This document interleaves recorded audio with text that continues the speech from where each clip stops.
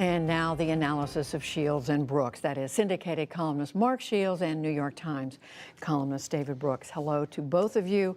David, I heard Senator Susan Collins today talk about how the Supreme Court confirmation process has been on a steady decline, and she hopes it's hit rock bottom with what we've watched with Judge Kavanaugh. Have we? I hope so. It's hard to see any down here. I would say this was one of the most unpleasant and undignified and depressing spectacles I've seen covering in my career. And I say that because we had essentially a mystery here, a very complicated case of two different stories that were thrown before us. It was very hard to tell how to sort them out, how much importance to give to high school behavior. It was just a mystery that required investigation and honest conversation. And what I saw in the Senate, among commentariat, and in the country at large, is that everybody returned to their tribal corners. If you support Democrats, you believe Ford. If you believe Republicans, you believe Kavanaugh. And you just return to your tribal corner. And to me, the core problem is that the Supreme Court, which used to be held up above politics as a series of wise men and women who could interpret the Constitution, now on the key issues falls on party line votes. It's just another tribal institution in American life.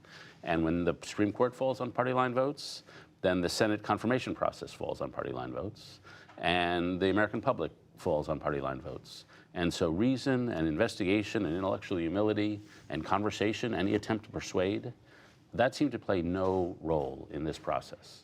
It was about base mobilization and the mobilization of power. And so to me, it's a depressing commentary on, a democracy, really.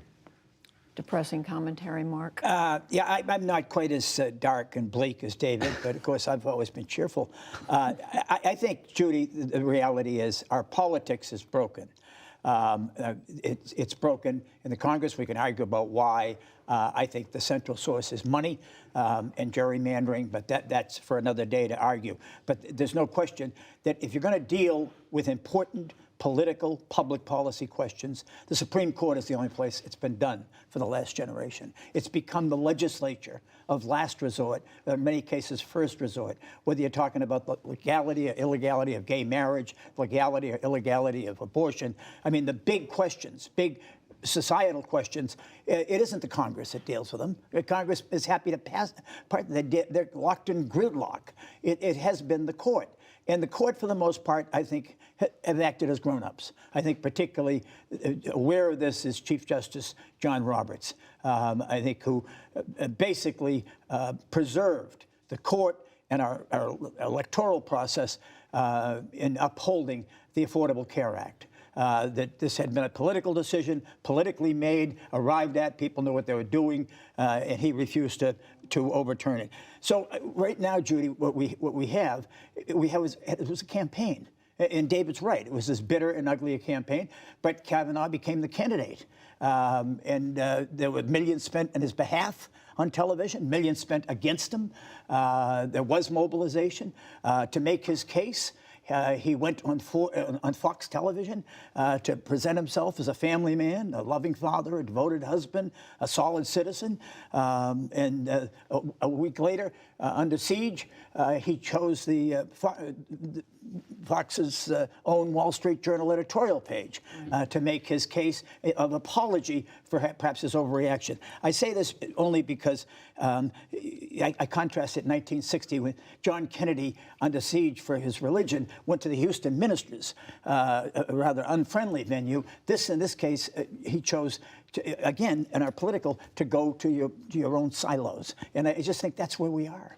David, was there another way this could have been handled to avoid this? I know there's criticism of Senator Feinstein, but once there was this accusation out there that then unleashed the backlash, the reaction from Judge Kavanaugh, was there any way to have a real, legitimate conversation about this charge against him and have it dealt with? Well, I mean, this is an alternative universe, but there's a universe somewhere out there in the cosmos where people say, okay, we have this charge, so that she's making this story, this very compelling story. She's telling this very passionate story. He's telling.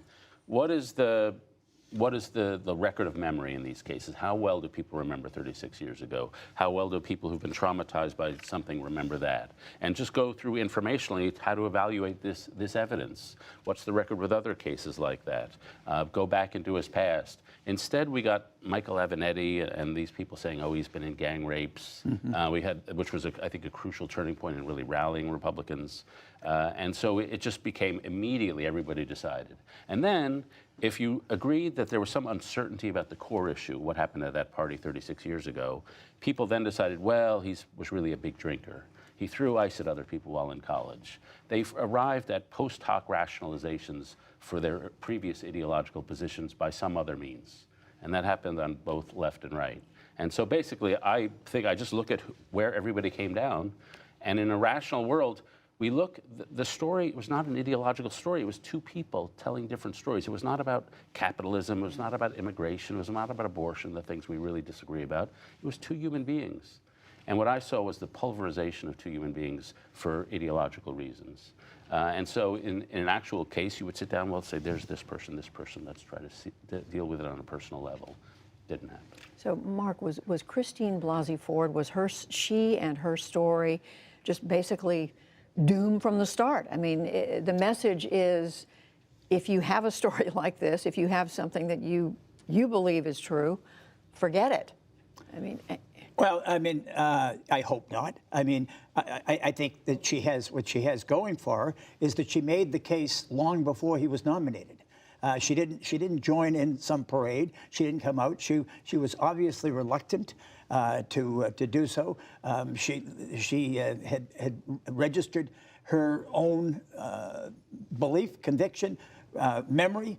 This is not uncommon that a person who is a victim remembers vividly the aftershave lotion worn by the attacker and can't tell you the address. That is not uncommon. Connie Chung had a rather persuasive piece on that, her own experience with her family physician.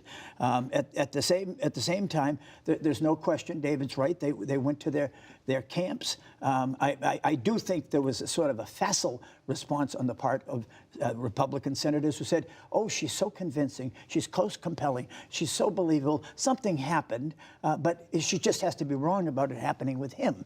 I mean, I just found that off-putting and patronizing. Yeah, I agree with that. The one thing the polling seemed to suggest, that people believed her, they were uncomfortable more or less convicting without some corroborating evidence. And so you got 60% of the American people say, if another witness says, yes, I remember that, or if there's some physical piece of evidence, yes.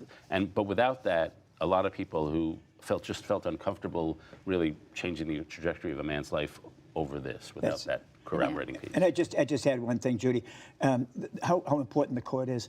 It's only 18 years ago that the Supreme Court resolved Bush v. Gore. That was a case where the Vice President of the United States had won the popular vote, and the court chose his Republican challenger as the winner by a 5-4 vote. In an act of enormous statesmanship and generosity of spirit, Al Gore accepted it and called upon his supporters to accept it. I don't know, given today's climate, as David described it, if a court decision would be accepted without fighting in the streets. And I will say to this, the supporters, the critics of Judge Kavanaugh, who are holding basically rallies in the Capitol today and tomorrow, are only hurting their cause. They aren't helping anything.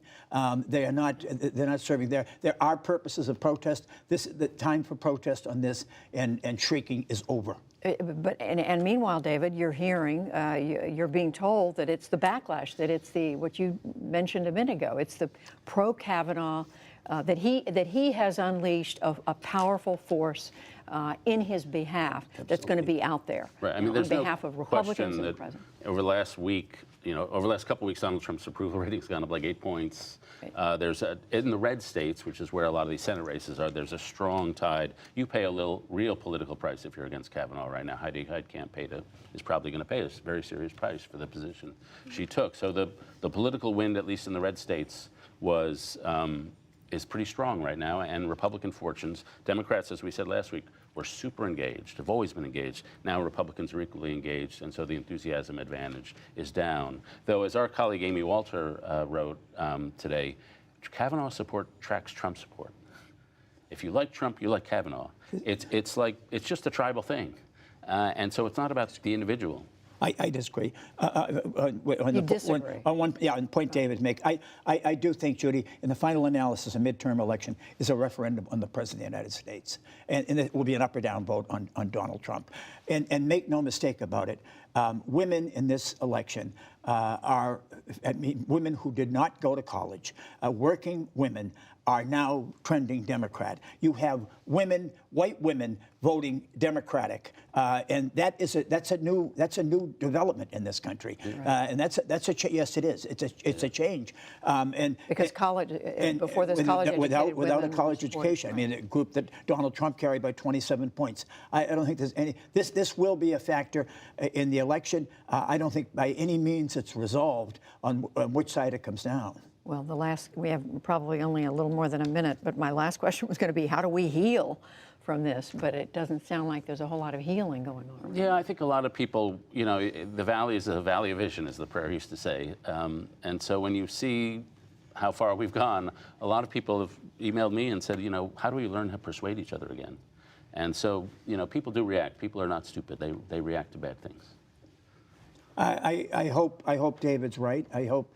I don't think we have a leader who wants to heal. I mean, we have 3.7% unemployment in the country, and yet we're still talking about driving ourselves into other corners and writing people off and disdainfully. I think it has to begin at the bottom because it's not beginning at the top. Words to remember. We will remember them. Mark Shields, David Brooks, thank you both. Thank you.